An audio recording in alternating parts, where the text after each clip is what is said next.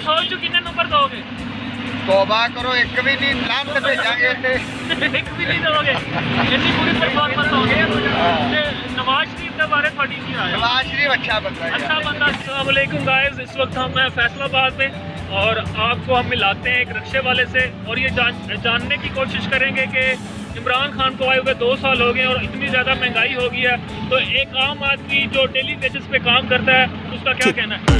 चाचा जी की हाल है? ठीक है जी। की ना चाचा थोड़ा? हाँ जी गुलाम सर। हाँ जी गुलाम सर, फैसलाबाद रहने वाले हो? जी जी फैसलाबाद। चाचा दसो कितनी महंगाई हो गई है? बहुत ज्यादा हो गई है, बंदा सोच ही नहीं सकता। सोच ही नहीं सकता। लोग तो हुण ये कह रहे हैं कि इमरान खान टुर के सीधी फातह खान की जल्दी इन्नी महंगाई कर सकती है। तो हुण तुसीं की कहना चाहोगे इमरान खान को की रिलीफ दे तुहानूं? आटा बहुत महंगा हो गया वा। आटा 70 रुपए किलो हो गया। 70 रुपए किलो हो गया वा। पहले कितना सी? पहले लग जाता 30-35 रुपए किलो। अच्छा, पहले 30-35 रुपए डबल हो गया, डबल काम हो गया। ਜਿਹੜੀ ਤੁਸੀਂ ਤੇ ਗਏ ਉਹ ਜਿਹੜਾ ਕਸ਼ਮੀਰ ਹੈ ਇਸ ਟਾਈਮ 240 ਰੁਪਏ ਦਾ ਵਾ ਹਾਂ ਤੇ ਜਿਹੜਾ 110-15 ਰੁਪਏ ਦਾ ਹੁੰਦਾ ਹੈ। ਅੱਛਾ, ਤੇ ਜਿਹੜੀ ਤੁਸੀਂ ਗੈਸ ਇਸਤੇਮਾਲ ਕਰ ਰਹੇ ਹੋ? ਗੈਸ ਪਿਛਲੇ ਸਾਲ 90-95 100 ਤੋਂ ਨਹੀਂ ਵਧੀ, ਹੁਣ ਅਸੀਂ 170 ਰੁਪਏ ਕਿਲੋ ਪਵਾ ਰਹੇ। ਇਮਰਾਨ ਖਾਨ ਨੂੰ 100 ਚੋਂ ਕਿੰਨੇ ਨੰਬਰ ਦੋਗੇ? ਤੋਬਾ ਕਰੋ, ਇੱਕ ਵੀ ਨਹੀਂ ਲਾਂਤ ਭੇਜਾਂਗੇ ਇੱਥੇ। ਇੱਕ ਵੀ ਨਹੀਂ ਦੋਗੇ, ਇੰਨੀ ਪੂਰੀ ਪਰਫਾਰਮੈਂਸ ਹੋ ਗਈ।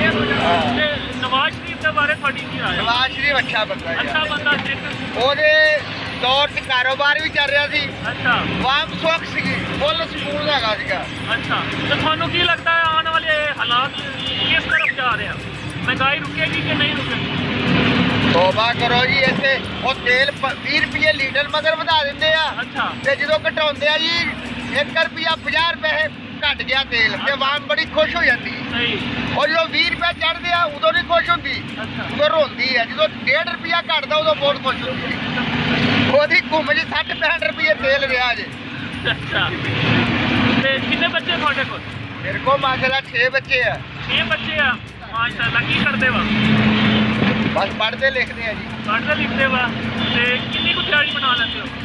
ਰੁਪਿਆ 700-800 ਹਜ਼ਾਰ ਲੱਭਦਾ ਨਾ ਤਾਂ 10 ਵਾਰੀ ਸ਼ੁਕਰ ਨਾ ਕਰੀਦਾ ਅੱਲਾ ਪਾਕ ਦਾ। ਚਲੋ ਅਸੀਂ ਵੀ ਦੁਆ ਕਰਦੇ ਹਾਂ ਕਿ ਮੁਲਕ ਦੇ ਹਾਲਾਤ ਠੀਕ ਹੋਣ, ਤੁਹਾਨੂੰ ਵੀ ਰੋਜ਼ ਬਸ ਬਹੁਤ ਮੁਸ਼ਕਲ ਹੋ ਗਿਆ, ਮੁਸ਼ਕਲ ਹੋ ਗਿਆ। ਤੇ ਕੀ ਇਮਰਾਨ ਖਾਨ ਆਉਣ ਵਾਲੇ ਇਲੈਕਸ਼ਨ ਵਿੱਚ ਕਾਮਯਾਬ ਹੋਏਗਾ? ਮੈਂ ਕਹਿੰਦਾ ਆਵਾਮ ਨੇ ਛਿੱਤਰ ਹੀ ਇੰਨੇ ਕੁ ਮਾਰ ਦੇਣੇ ਇਹਨੂੰ। ਹਾਂ,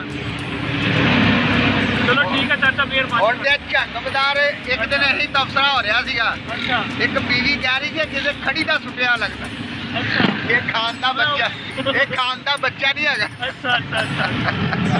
ਲੇਕਿਨ ਉਹਨੇ ਵਾਅਦੇ ਤੇ ਕੀਤੇ ਸੀ, ਉਹ ਕਹਿੰਦਾ ਮੈਂ ਲੁੱਟਿਆ ਹੋਇਆ ਪੈਸਾ ਵਾਪਸ ਲੈ ਕੇ ਆਵਾਂਗਾ। ਹਾਂ ਜੀ, ਆ ਭੈਣ ਚੋਦ ਕੀ ਹੋਈ, ਬੰਗਲਾ ਡੈਮ ਬਣ ਗਿਆ ਜੀ, ਅੱਜ ਬਣ ਗਿਆ। ਉਹ ਸਾਲਿਆ ਇੰਨੇ ਪੈਸੇ ਕਿੱਧਰ ਗਏ? ਆਵਾਮ ਕੋ 350-400 ਫਾਰਮਾਂ ਦਾ ਅਜੀ ਤੁਹਾਨੂੰ 2.5 ਮਰਲੇ ਦਾ ਘਰ ਮਿਲ ਜਾਣਾ ਜੀ, ਆ ਤੁਹਾਨੂੰ 5 ਮਰਲੇ ਦਾ ਮਿਲ ਜਾਣਾ। ਤੇ ਭੈਣ ਚ ਕੋਈ ਸ਼ਾਇ ਨਹੀਂ ਲੱਭੀ ਵਾਮ ਔਰ ਬੰਕਰ ਭਰ ਪਿਆ ਵਾਮ ਨੇ ਫਾਰਮਾਂ ਦਾ ਹੀ ਦੇਤਾ।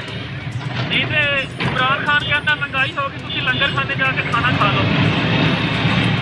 ਐਡਾ ਕੋਈ ਵੀ ਨੀਚ ਮੁਸਲਮਾਨ ਨਹੀਂ ਹੈਗਾ ਵੀ ਜਿਹੜਾ ਲੰਗਰ ਖਾਣੇ ਜਾ ਕੇ ਖਾਣਾ ਖਾਵੇ।